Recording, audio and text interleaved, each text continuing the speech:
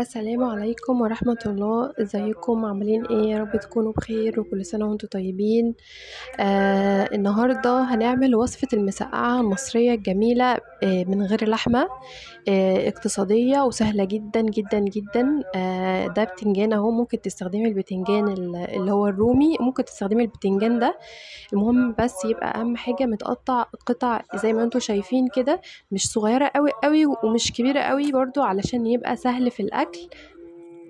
كمان علشان البتنجان ما يشربش معانا زيت واحنا بنقليه، بنرش عليه كده نرش معلقة ملح كبيرة، وبنحرك الطبق كده زي ما انتوا شايفين، هو بقى بيطلع كل المية اللي بتبقى جواه.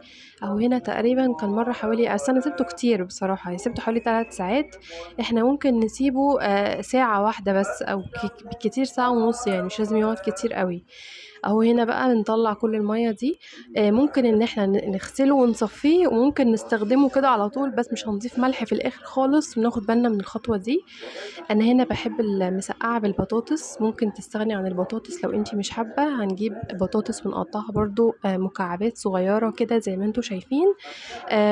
وكمان هنحتاج، انا هنا استخدمت 4 ثمرات من الفلفل الرومي، وقرن واحد بس شطة وكان حامي.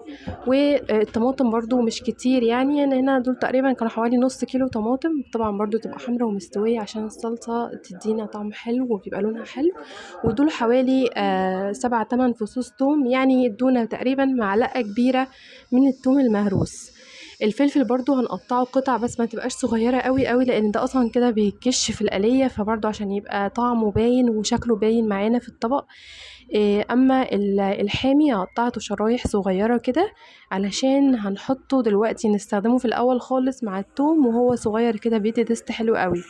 هنحمر بقى البطاطس والبتنجان كويس، وهنا انا جبت حلتين، لاني متعودة اعمل طبق حامي وطبق بارد، لان انا برضو بعمل صنف تاني مع المسقعة، فعشان كده مش ببقى مزودة الكمية قوي. انا كنت عاملة يومها ملوخية مع المسقعة، فهنا انا عملته على يعني على حلتين، واحدة هتبقى باردة وواحدة حامية. هنحط شوية زيت، والثوم هنقسم برضو، قسمت الكمية ما بين هنا وما بين هنا، وقلبت بشوح بقى الثوم مع الفلفل الحامي ده. اول ما يبقى ياخد كده اللون الذهبي، بنزل عليه بالطماطم، طبعا نضربها كويس في الخلاط، ممكن تصفيها وممكن ما تصفيهاش حسب ما انتي حابة. هنقلب بقى الطماطم مع الثوم كويس جدا. الناحية التانية هتبقى الثوم بس ما فيهاش فلفل، عشان ما يبقاش الموضوع سبايسي او حراق قوي. اهو هننزل اهو، بعد ما الثوم بياخد اللون الذهبي ننزل بالطماطم. قلنا بقى خلاص البتنجان وخد اللون اللي احنا حابينه، وطبعا برضو زي ما انتي حابه، في ناس بتحب تخليه دوبك بس يبقى لونه اصفر خفيف، بتطلعه لونه لا بيتحمر كويس. انا بقليه كويس بصراحه، بسيبه شويه كمان. وبعد كده بننزل بالفلفل، وناخد بالنا الفلفل نبقى واقفين جنبه، لان هو بيتحرق بسرعه جدا، يا دوبك على اول بس ما ياخد وش كده من الناحيه التانية نقلبه خلاص. ما بيقعدش كتير في الزيت. والبطاطس برضو اهي اتحمرت وطلعناها، كله بيتحط على مناديل مطبخ عشان يصفي. بنسيب بقى الطماطم شويه كده على النار، ونوطي عليها لحد ما نلاقيها، بصوا تقلت ازاي واتسبكت.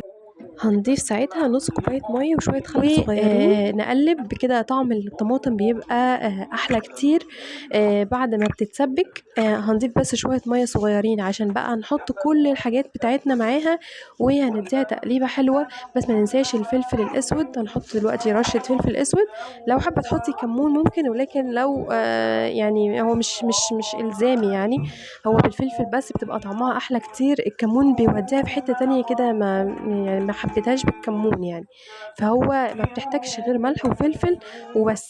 فانا هنا ما زودتش ملح، لان البتنجان اوريدي بيبقى كان جواه اصلا ملح واحنا رشينه من البداية، فمحتاج اكيد حاجة، يعني حاجة بسيطة قوي من الملح. هنا برضو الناحية التانية في الحلة اللي هي البارد، عملنا برضو رشينا الفلفل الأسود، ونزلنا بالبطاطس. وبعد كده هنحط البتنجان، وهنحط الفلفل، وهنقلب فيها واحنا واقفين قصادها، بس حوالي مثلا يعني دقيقتين 3 بس، كل المكونات دي تندمج مع بعضها وخلاص. وبيبقى كده احنا خلصنا المسقعة. بتبقى جميلة جدا، جربوها، وطعمها بالبطاطس احلى كتير من اللي بتبقى فيها بتنجان وفلفل بس. ان شاء الله الوصفة سهلة، جربوها هتعجبكم. والسلام عليكم ورحمة الله وبركاته.